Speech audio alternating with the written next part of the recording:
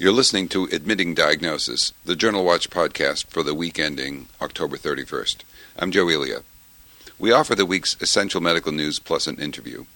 This week, we'll talk about the difference that age makes in infective endocarditis. If you'd like to leave a comment, call 617-440-4374. Links for everything are available at podcasts.jwatch.org. Here are the week's main medical headlines. Side effects of breast cancer treatment may indicate that it's working. A patient's other illnesses could cause you to miss an MS diagnosis. Statin users show a drop in PSA. And here are some details. Symptoms like hot flashes and joint pain in women taking tamoxifen or anastrozole may mean the treatment is working. Reporting in Lancet Oncology, researchers say that the breast cancer recurrence rates among those reporting such symptoms were about half of those not reporting the symptoms, although the absolute percentages were small. Next, multiple sclerosis in patients who have other conditions such as vascular, autoimmune, musculoskeletal, gastrointestinal, visual, or mental comorbidities may be difficult to diagnose. Those conditions delayed diagnosis of MS by up to 10 years among a cohort of some 9,000 MS patients. And the longer the delay, the more severe the stage of MS at diagnosis. The authors, whose study appears in the current issue of the journal Neurology, say that new neurologic signs or symptoms should not be attributed to existing conditions without careful consideration of the MS diagnosis. Finally, statin use has been associated with a drop in levels of prostate-specific antigen, according to a paper in the Journal of the National Cancer Institute. A study of some 1,200 men who had their PSAs measured before starting on statins, and again within a year afterward, showed a roughly 4% drop. What the drop means isn't known, and you wouldn't be blamed for wondering at the clinical significance of a 4% drop in a measure whose value is itself controversial. We'll likely see more studies on this, and your patients may well be asking about the effect. The Archives of Internal Medicine earlier this week published the results of an international collaboration on infective endocarditis. The disease is increasing in prevalence, especially among the elderly, and members of the collaboration were attempting to characterize its clinical features in that group. The researchers found that among people over 65, infective endocarditis is often healthcare associated and often occurs among patients with pacemakers and other implantable devices, and in the presence of diabetes and gastrointestinal and genitourinary cancers. Furthermore, they found that the in-hospital death rate among the elderly is twice that of younger patients, and that the elderly are less likely to undergo surgery for it. We've asked the senior author, Professor Riccardo Utili, to share his perspective on the work.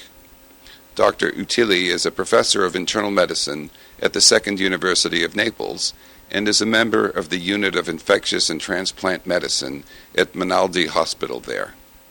Welcome, Professor Utili. Welcome to you.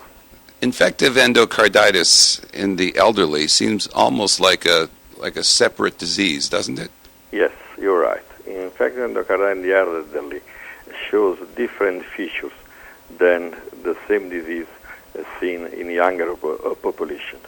Indeed, we have observed in the last decades a shift toward a higher incidence in people aged 65 years or more as compared to younger people.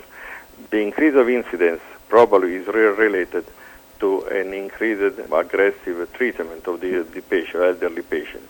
So when you say aggressive treatment, do you mean like the... Is a more invasive procedure, more surgery for replacing failing cardiac valves and so on. Yes. This population, the elderly population, carries a risk of endocarditis, which is approximately 5 times higher than the general population.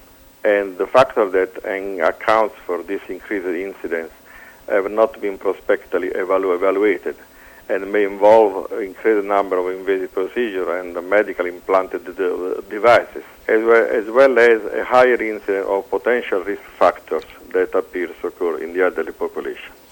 Now, why did the collaboration begin to study this? This article addressed the results of a multi-center international collaboration on endocarditis that involved 50 centers throughout the world. Just was aimed to study the characteristics of endocarditis in the different population groups. We addressed specifically in this article the elderly population, and we divided the whole population of about 2,800 subjects in those above 65 years and those younger than 65 years. Yes. And we made several subgroup analyses just to exclude the bias of risk factors that were more frequently observed in a younger population, such as drug abuse, or more frequently observed in the elderly population, such as pacemaker endocarditis or prosthetic valve and endocarditis. Prosthetic valves, yes. So those kinds of interventions in the elderly, because they're sicker, because they are definitely more prone to having those cancers that you associate with them. Yes. Are those procedures and those cancers opening portals for infection? Yes, cancer is a risk factor for endocarditis, particularly the genitourinary procedure that involves also cancer prostate resection, as well as colonic cancer. Colonic cancer is associated to a higher incidence of endocarditis due to a specific intestinal microorganism that is the Streptococcus bovis, which shows a higher prevalence in the recent years. Streptococcus bovis? Bovis, yes. It's more frequent associated with the cancer, colonic adenoma, and intestinal disease. And we have observed a rise of Streptococcus bovis endocarditis in the last decades, especially in Mediterranean countries, little less in American countries. I see. What results were most surprising to you, Professor? The results that were more evident was that elderly people in general had lower rates of complications, such as strokes or peripheral embolism, despite the fact that they showed a higher mortality. Probably the reason is that the lower incidence of complication are the result of reduced inflammatory response in the elderly people, and the higher mortality reflects the frail population which is affected by this disease. I see. So among the elderly, their lowered immune response. Yes, and that probably accounts for less emboli, peripheral emboli, which are major complications of infective endocarditis. So it can be protective in some ways against that, but yes. On the other hand... despite the lower incidence of complication, aged people have a higher mortality. They also go less frequently to surgical intervention. Surgical intervention may be life-saving in severe active endocarditis, yet elderly people may be too ill to be considered eligible for surgical intervention. And this is one of the reasons that may account for the higher mortality. You say at the end of the article that you might analyze a balance, or one might want to analyze the balance between the good that surgery can do and the risk of surgery. In younger population, surgery seems to be life-saving. In elder population, complication after surgery may reduce the efficacy of the surgical intervention. That's why many elderly people, they are considered unable to go surgery because of the severe underlying conditions. And you said that also the infections that you found in the elderly were more often methicillin resistant. Is that right?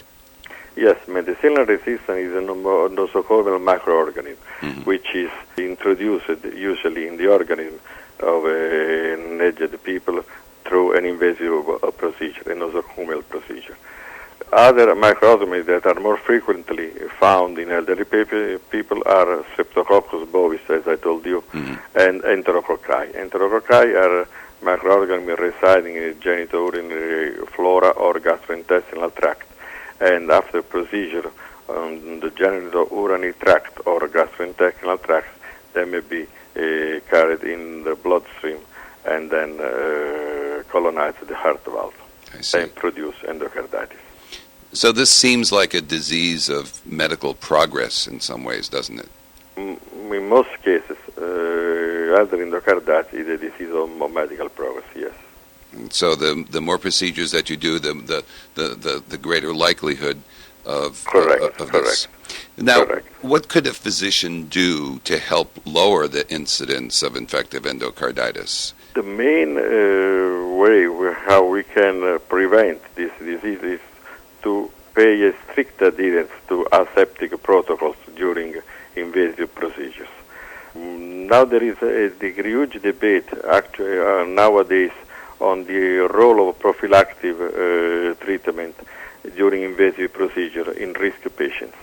We were used to give prophylactic antibiotics before invasive procedures such as tooth extraction or genitourinary or gastrointestinal tract procedure. Now, recent guidelines restrict the use only to very high-risk patients. However, many old people have degenerative valve disease, and this may represent a predisposing factor for bacterial colonization during the invasive procedure and subsequent infection.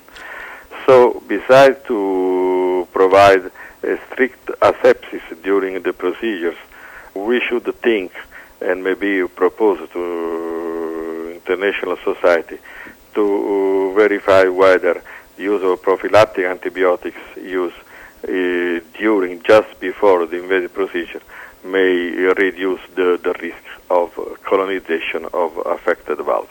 I see. And so if those guidelines were to change to we might discuss this in the setting of international society to propose a better coverage with antibiotic prophylaxis in invasive procedure in elderly patients. I see.